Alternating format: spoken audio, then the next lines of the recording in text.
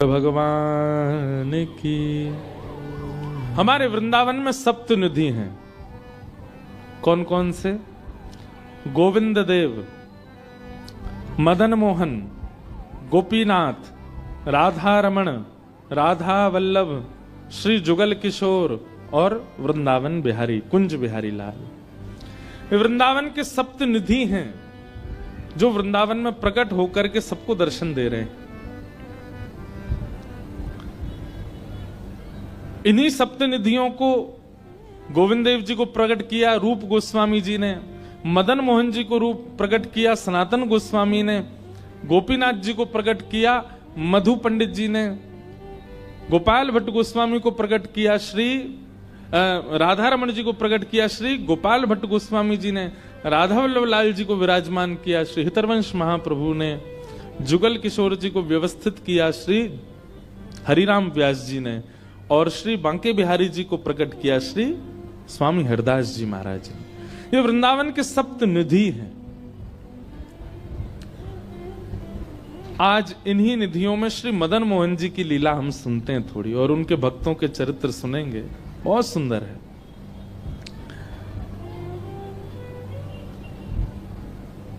रूप सनातन दो भाई थे,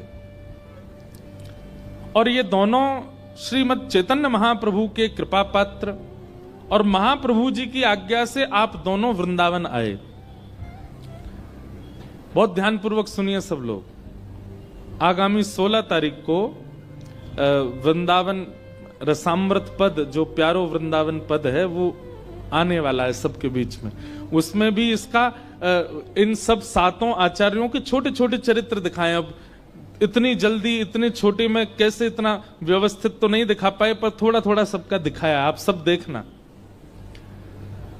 तो उन्हीं में से हम मदन मोहन जी की लीला थोड़ी सी सुनेंगे। तो रूप गोस्वामी वृंदावन आए। अब लीला तो बहुत बड़ी है कि इन पर महाप्रभु जी ने कैसे कृपा की, और कृपा करके इनको कैसे भक्ति भाव में व्यवस्थित किया और इनको वृंदावन भेजा।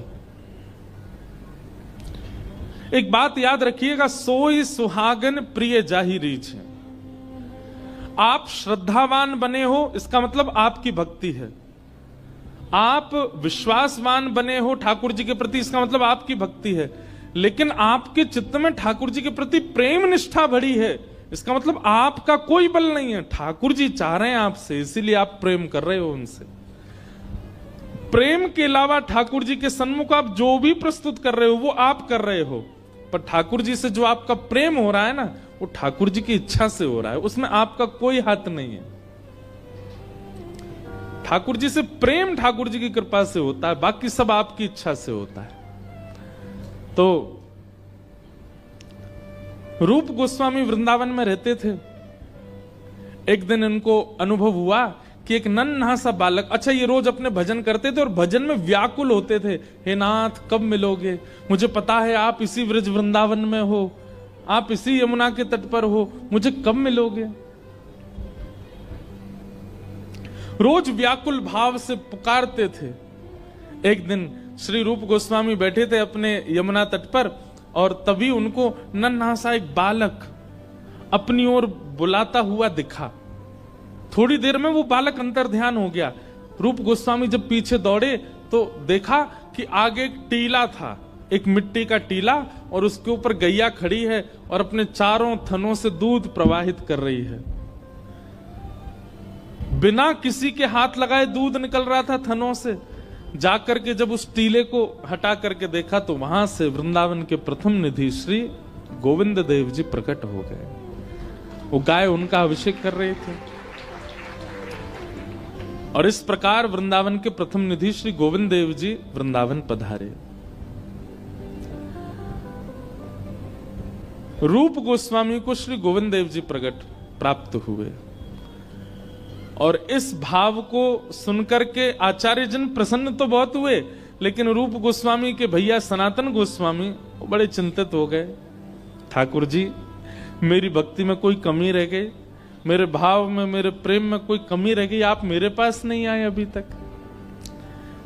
और आप मनी मन सोचते जैसे रूप को मिले हो वैसे सनातन को कब मिलोगे। सनातन गोस्वामी मथुरा में यमुना जी के तट पर रहते थे और भजन करते थे। बहुत सुंदर कथा है, ध्यान से सुनिएगा। बिहरत निस दिन कुंज गलिन में ब्रजजन मन सुख धाम, मदन मोहन को रूप निरख सनातन बलि बलि जाए। तो सनातन गोस्वामी मथुरा में निवास करते थे और आपका नियम था कि आप 24 घंटा में से 20 घंटा भजन करते थे, 20 घंटा माला करते थे और बचे हुए 4 घंटे में सोना, स्नान करना, भोजन करना और भी जो काम होते हैं उसके लिए केवल 4 घंटे का समय रखते थे। बाकी 20 घंटे ठाकुर जी को देते थे। इसी में ही 4 घंटे में ही सो लेते थे, इसी में ही स्नान कर लेते थे, इसी में तिलक स्वरूप कर लेते थे, इसी में ही भ्रमण कर आते थे, इसी में ही परिक्रमा कर आते थे। इससे अधिक समय संसार के लिए नहीं। कई लोग कहते हैं कि महाराज एक बात बताइए, संत महापुरुषों को देख करके इतना आकर्षण क्यों होता है, उनको देख करके इतना उनसे प्रेम जैसा क्यों होता है? हम में और संतों में अंतर क्या है? हम 24 घंटे दुनिया के लिए रखते हैं, उसमें से थोड़ी देर ठाकुर जी को देते हैं, और वे 24 घंटे ठाकुर जी के लिए रखते हैं, उसमें से थोड़ी देर संसार को देते हैं। इसलिए वो प्रिय लगते हैं, इसलिए वो अच्छे लगते हैं, इसलिए आनंददायी लगते हैं। हम पर इतनी कृपा है ठाकुर जी की, भगवान करे कोई की नजर नहीं लगे। 365 दिन में से 300 दिन तो पक्के हैं कि ठाकुर जी की चर्चा में ही जाएंगे। 65 दिन हो सकता है संसार के व्यवहार में निकल जाएं।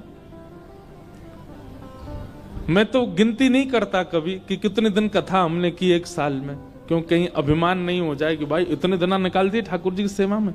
बल्कि इसका सौभाग्य मानते हैं कि ठाकुर जी ने कम से कम साल के इतने दिन हमको कह रखा, तो मेरी कथा ही करनी और कछु ना करना। भक्ति बंधुओं, एक समय पर आकर के ऐसी हो जाए कि आपको समाज संसार के लिए समय निकालना पड़े। अभी आप ठाकुर जी के लिए समय निकालते हो। लोगों से पूछो पंढरपुर गए? निकालेंगे इस समय। कथा हो रही है कोल्हापुर में, गए? थोड़ी सी बाहर हो रही है ना, जाएंगे, एक दिन तो जाएंगे, समय निकालेंगे। आप ठाकुर जी के लिए समय निकालते हो, बल्कि होना यह चाहिए पूरा दिन ठाकुर जी को दो, संसार के लिए समय निकालो। मैं ऐसे ऐसे परिवारों को जानता हूं जिनके पास कोई बहाना नहीं होता ठाकुर जी की भक्ति के लिए। एक परिवार में मेरी कथा हुई, वहां परिवार में 8 सदस्य, सबसे छोटे सदस्य की आयु 6 वर्ष की और सबसे बड़े सदस्य की आयु 80 वर्ष की। 8 के 8 सदस्य 4 बजे उठ जाते हैं और 4 बजे उठ करके स्नान ध्यान करके अपने ठाकुर की सेवा में लग जाते हैं। मंगला हो जाती है 4 बजे के बाद, श्रृंगार हो जाता है, राजभोग हो जाता है, उत्थापन हो जाता है, संध्या हो जाती है और रात्रि की सेवा 8:30 बजे पूरी हो जाती है ठाकुर जी की। मतलब 4 बजे से सेवा शुरू होती है, 8:30 बजे दिन के 4-4.5 घंटे में पूरी सेवा कर देते हैं। इसी में मंगला भी कर देते हैं, इसी में श्रृंगार भी कर देते हैं, इसी में राजभोग भी कर देते हैं, इसी में उत्थापन और इसी में शयन। 8:30 बजे तो ठाकुर जी को शयन करा के सब अपने स्कूल गए, ऑफिस गए, कॉलेज गए, दफ्तर गए, निकल गए। शाम को 6 बजे लौट करके सब आ जाते हैं और आकर के 8-9 बजे तक फिर सो जाते हैं। 3:30-4 बजे फिर उठ करके सेवा। मुझे कुछ दिन पहले मिले, मैंने कहा आज भी? बोले अब तो महाराज जी 2 सदस्य और बढ़ गए हैं, 2 बालकों के ब्याह हो गए, वो भी इतने बजे ही उठते हैं, पूरी सेवा होती है। 4.5 घंटे में ठाकुर जी की पूरे दिन की सेवा कर देते हैं, क्योंकि कार्य की व्यस्तता है।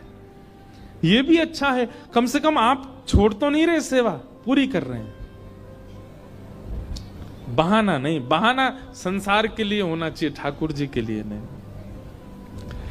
अधिकतर लोगों को सुना गया होगा, सुनते हुए आपने देखा होगा कि भाई वृंदावन क्यों नहीं जा रहे, बन ही नहीं रहा, कोई योगी नहीं बनना, समय ही नहीं मिल रहा मुझे जाने का। कभी आपने किसी को ऐसे कहता हुआ सुना, भाई तुम शादी में नहीं आए, क्या करें, ठाकुर जी से समय ही नहीं मिलता हमको, क्या करें, ठाकुर जी की भक्ति से हमको बिल्कुल समय नहीं होता। हाँ, मैं तो कह देता हूं, महाराज जी आप हमारे यहाँ ब्याह में नहीं आए, क्या बताएं, कथाओं से समय ही नहीं है।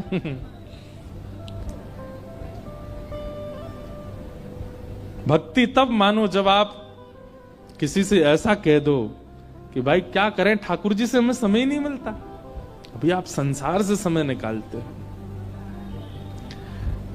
एक मध्य प्रदेश में हनुमान जी का मंदिर है, तो हनुमान जी के मंदिर के ठीक बगल में एक पुलिस स्टेशन है। असली घटना है, इसी कलिकाल की 50-60 साल पुरानी, और 50-60 तो ज्यादा बोल दिए मैंने, शायद 30-40 साल पुरानी घटना होगी। तो हनुमान जी के मंदिर में एक सिपाही, एक पुलिस वाले, छोटे, ज्यादा ऊंची श्रेणी के नहीं थे, हवलदार थे। तो वो रोज पहले हनुमान जी को प्रणाम करते, फिर अपने पुलिस स्टेशन जाते थे। तो हनुमान जी में उनकी इतनी निष्ठा थी, कई बार वो हनुमान चालीसा पाठ करके हनुमान जी को देखते और नेत्र बंद करते, 4-4 घंटे बैठे रह जाते मंदिर में ही। और फिर अचानक आंख खुलती तो भागते। तो पुलिस स्टेशन के जो मुख्य इंस्पेक्टर थे वो उनको डांटते, ए भाई तुम समय पे नहीं आते हो, कहाँ रह जाते हो, क्या करते हो? बोले मैं हनुमान जी के मंदिर में बैठा रह जाता हूँ बगल में, आज तो मैं सुबह ही जाता हूँ, पर मैं क्या, बोले भक्ति वक्ति करनी है तो वर्दी उतारो, उसी में लगे रहो। बहुत डांट पड़ने लगी। एक दिन तो लास्ट वार्निंग दे दी, बोले कल से अगर तुमने एक भी दिन ऐसा किया तो तुमको हम निकाल देंगे। लेकिन बेचारे रोज हनुमान जी के पास आते। हनुमान जी के प्रति उनका कोई संबंध था, या तो भाई मानते थे या कुछ मित्र मानते, कुछ मानते थे। तो बाहर आए और बाहर से ही प्रणाम करने लगे हनुमान जी को। बोले अंदर नहीं आऊंगा, अंदर आता हूं तो आप पकड़ लेते हो, मेरी नौकरी छूट जाएगी। बाहर से प्रणाम करके जाने लगे तो मन बेचैन हो गया कि नहीं, क्या नौकरी इतनी बड़ी है मेरे लिए कि मैं हनुमान जी को बाहर से देख रहा हूं? नहीं, भीतर जाके प्रणाम तो करूं। अब लेट होऊंगा तो हो जाऊंगा, क्या होगा, निकाल देंगे मुझे। पर हनुमान जी तो ये जीवन भर साथ रहने वाले, ये मुझे कभी नहीं त्यागेंगे। भीतर गए और जैसे हनुमान जी को प्रणाम किया, उनका तो नियम था, देखते ही समाधि लग जाती थी, बैठ गए समाधि में। और दिन तो 3-4 घंटे की लगती थी, आज 8 घंटे की समाधि लगी। शाम हो गई और शाम होते ही जब होश आया, बोले जय हो बजरंगबली, तुम भी बढ़िया हो। मतलब जब पता था कि आज अगर मैं लेट हुआ तो मैं नौकरी से निकल जाऊंगा, तो आज 8 घंटा लंबी कर दी समाधि। अब शायद आप ही चाहते हैं कि मैं छोड़ छाड़ दूं नौकरी, ठीक है मैं जाता हूं अभी। अब वो मुझे डांट करके निकालें उससे पहले मैं ही निवेदन कर दूंगा, भाई मुझसे नहीं हो पाएगा। भीतर गए, इंस्पेक्टर साहब से जाकर के बोले भगवान आप रोज रोज मुझे डांटें, उससे अच्छा मैं आपसे निवेदन कर दूं, मैं इस नौकरी के लिए बना नहीं हूं, आप मुझे निकाल दीजिए। इंस्पेक्टर बोले क्यों, क्या हो गया, और तुम ऐसे क्यों बात कर रहे हो, सब बढ़िया तो चल रहा है, कोई दिक्कत है नहीं? बोले नहीं, देखिए उस दिन भी लेट हुआ, आज भी फिर मैं लेट हो गया। कब लेट हुए? आज सवेरे हम लोग गए तो थे, वो चोर पकड़ के भीतर बंद किया, तुमने उसमें इतने मुक्का मारे घुमा घुमा के बेचारे की नाक से खून निकाल दिया तुमने। हम तुमको रोक रहे थे, लेकिन आज तुम्हें ऐसा बल उठा उठा के फेंक रहे थे उसको। सब बढ़िया तो है, अब समय से आते रहते हो तुम, अब कोई दिक्कत नहीं है, अब क्यों कह रहे हो इस्तीफा देना? बोले मैं कहां गया आपके साथ, मैं तो आज अभी आया हूं पुलिस स्टेशन। तो बाकी सबको अरे देखो ये क्या, ये पागल हो गया, भांग वांग खा के आया है। अरे भाई हम सब आज सवेरे हमको फोन आया, हम लोग कहीं गए थे पकड़ने, एक चोर को पकड़ के लाए, तुमने उसमें बड़ी पिटाई लगाई, हम सब साक्षी हैं। उसके हाथ पैर कांपने लगे। बोले भगवान मैं सौगंध खा के कहता हूं अपने परिवार की कि मैं सुबह आया था तब से मंदिर में ही बैठा हूं, मैं आया ही नहीं हूं अभी यहां नौकरी, मैंने ज्वाइनिंग ही अभी शाम को करी है। तुरंत दौड़ करके गए। बोले नाथ आज मेरी जगह आप गए थे, तभी इतने मुक्का पड़े हैं चोर में। हनुमान जी महाराज गए उसकी जगह। इसका मतलब ये नहीं है कि कल एग्जाम है और आप कहो हे पंडरीनाथ आप ही मेरा रूप धारण करके चले जाओ, पास करवाया हो मुझे। ये तो भक्ति भाव पर निर्भर करता है, जिसका प्रेम अतीत होता है। और एक बात बिल्कुल शुद्ध तरीके से समझ लीजिए, संसार के लोगों को आकर्षण करने के लिए रूप है, संसार के लोग आकर्षित स्वरूप से होते हैं, संसार के लोग आकर्षित आपके वस्त्रों से होते हैं। ठाकुर जी का आकर्षण का केंद्र मानवों का केवल और केवल सरल स्वभाव। जितना सरल स्वभाव वाला व्यक्ति उतने ज्यादा आकर्षित ठाकुर जी होते हैं उससे। और आज के मानव में सारे गुण हैं सरलता छोड़ करके, वो सरल नहीं है बस, बाकी सब गुण हैं उसमें। तो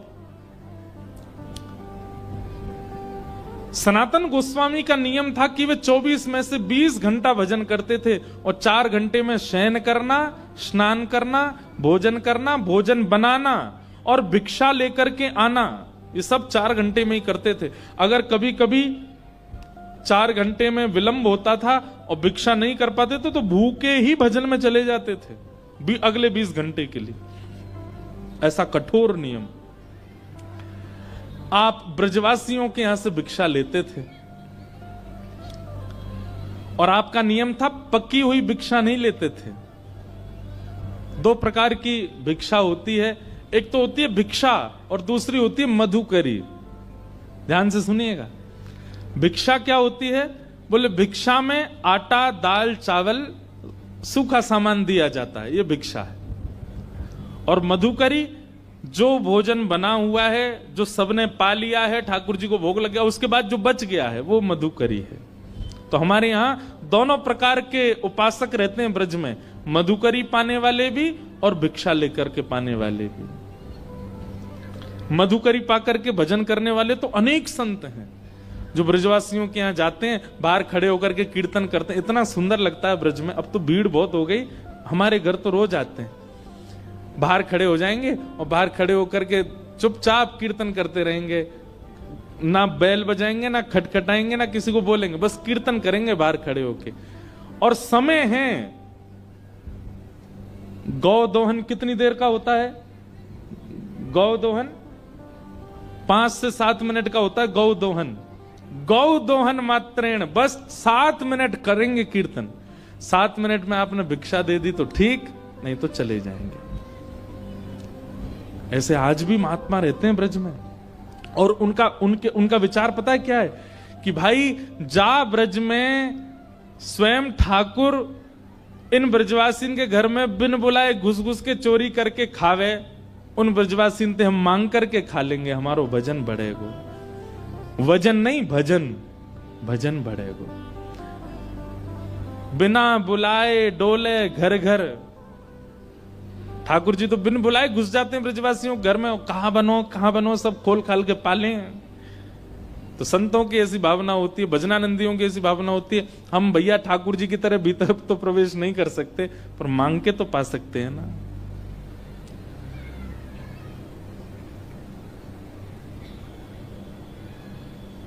ब्रजवासिन की मधुकर पाऊं, ब्रजवासिन की मधुकर पाऊं। हाँ, ब्रजवासिन के मधुकर पाऊं, ब्रजवासिन की मधुकर पाऊं। प्यारे राधा रमण संग नैन लगाऊं, प्यारे राधा रमण संग नैन लगाऊं।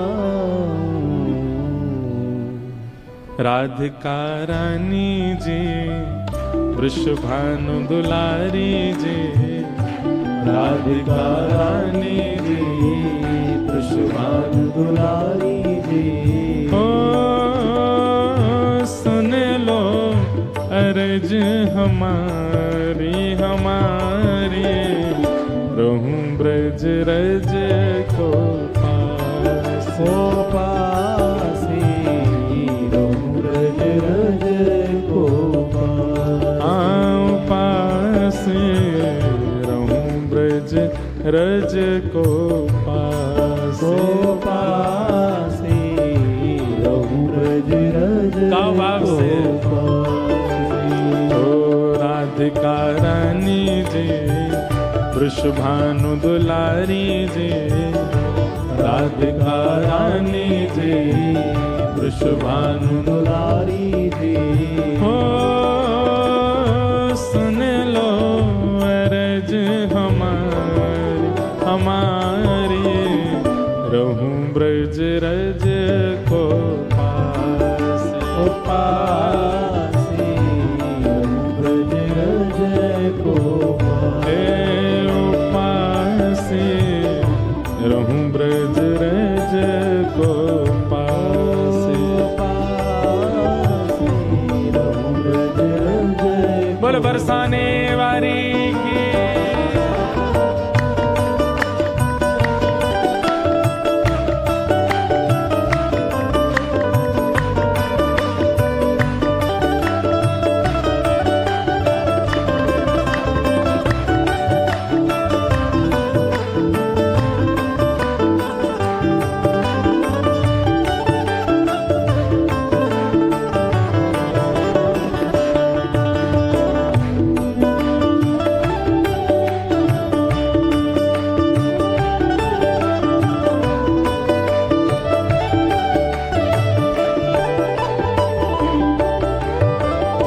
मंगला उठ यमुना जी जाऊं मंगला उठ यमुना जी हाँ मंगला उठ यमुना जी जाऊं मंगला उठ यमुना जी प्यारे राधा वल्लभ की झांकी प्यारे राधा वल्लभ की झांकी ओ प्यारे राधा वल्लभ की झांकी पाऊं प्यारे राधा वल्लभ की झांकी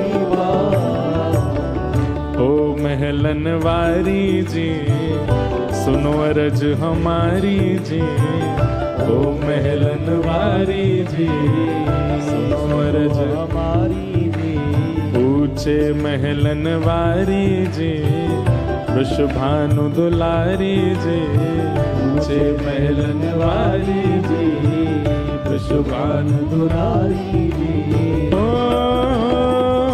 सुन लो अरज हमारी हमारी रहूं ब्रज रज को पास रहूं ब्रज रज को उपासी रहूं ब्रज रज को पास ब्रज रज को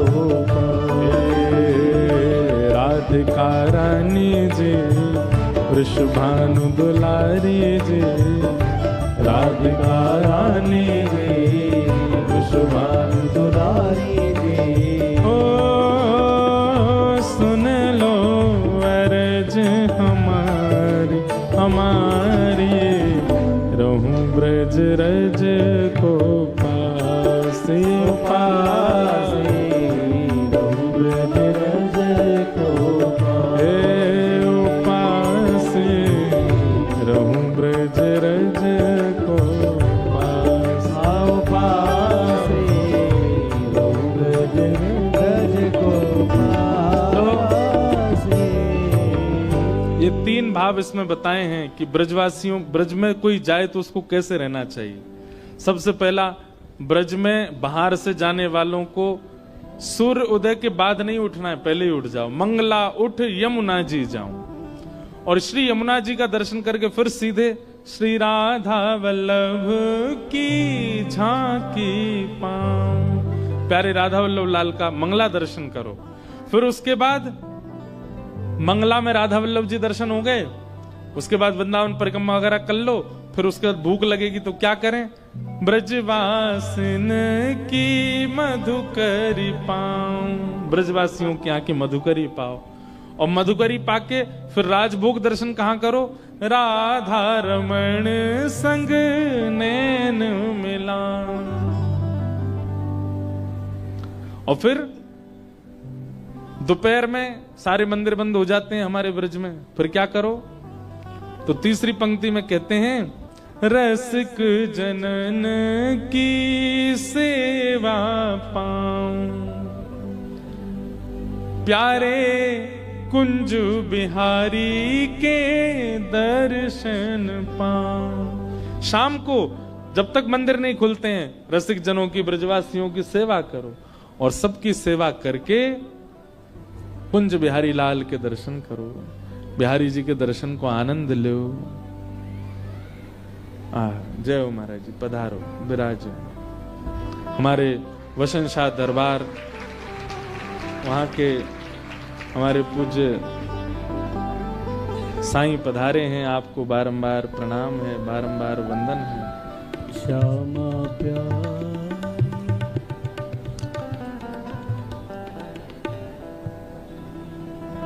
अद्भुत परंपरा हमारे सिंध में सब परंपराओं का निर्वहन होता है। वहीं वसन शाह दरबार के हमारे श्री ओमी साईं जी आए हैं, आपको बारंबार वंदन है, बारंबार स्वागत है। दरबार में जिनके प्रयास से सब हमारे सिंधी भाई लोग अपने गुरु आश्रित हुए, ऐसे श्री गुरुमुख दास जी के आप सुपुत्र हैं, आपको बारंबार वंदन है, आपसे खूब स्नेह भाव बना रहता है। आज आपका यहाँ आगमन, बहुत बहुत प्रणाम। अयो लाल सवई चो झूले। वाह, हम तो सिंधियों के बीच में कथा कर करके थोड़ी बहुत तो हमको भी आ गई है। अच्छो अच्छो वयो, बैठने को क्या बोलते हैं, बसो, वयो वयो वयो। तो